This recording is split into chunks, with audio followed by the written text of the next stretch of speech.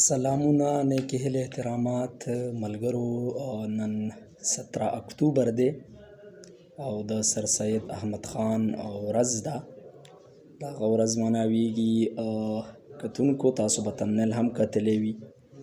سر سید احمد خان دا کله پیدا شوی و؟ سر سید احمد خان دا په 1817 کې په 17 اکتوبر باندې پیدا شوی دی او د هغه ورځ مناویږي نن. د سر سید احمد خان باره کې دغه مختلف چې کومه دی سوالات دي چې هغه پښتون یعنی دا خان ورته ولې وایي. دغه کوېشن به زه په تاسو پرېږدم چې خان ورته ولې وایي، پښتون ورته ولې وایي، یعنی خان سر سید احمد خان. دغه کوېشن چې کوم دی دغه په تاسو زه پرېږدم چې خان یعنی دی پښتون او که نه.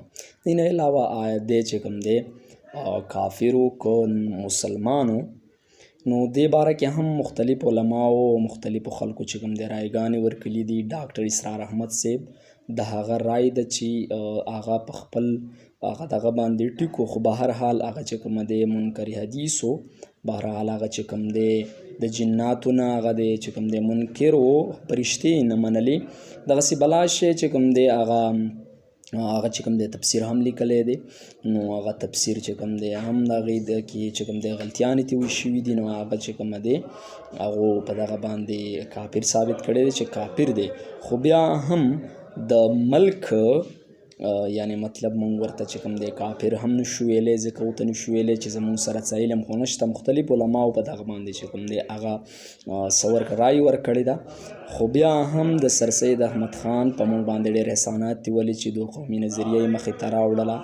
دو قومي نظریې نه علاوه بعد چې کوم دی یعنی مطلب مسلمانانو کې چې کوم دی هغه چې کوم څه ورته وایي چې کوم هغه طاقت وي، د هغه مطلب د غوښتنې طاقت وي، هغه یې پکې راوستو. مسلمانان یې سوشل کړل، هغوی یې چې کوم دی تعلیم یعنی د انګلیش چې کوم تعلیم دی هغه یې ورته پرووایډ کړو. دغسې بلا شی کارونه هغه وکړه. دغه چې کوم دی علیګړ کالج یې ورته جوړ کړو.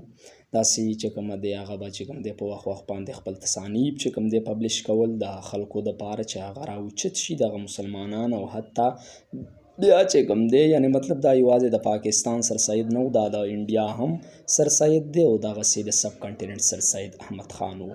نو د سر سید احمد خان ورځ مناولی کېږي. نو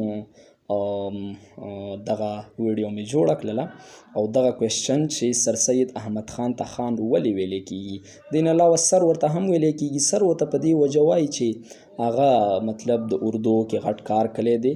د انګریزانو سره چې کومه دی به هغه چې کوم مطلب انګریزانو چې کومه تعلیم راوړی و سب کانټیننټ ته، هغه تعلیم کې چې کوم دی برپور هغه دغه کړی و، برپور لاس یې پکې چې کوم دی اخیستی و. دلته چې کوم دی دغه انګریزي تعلیم راخور کو.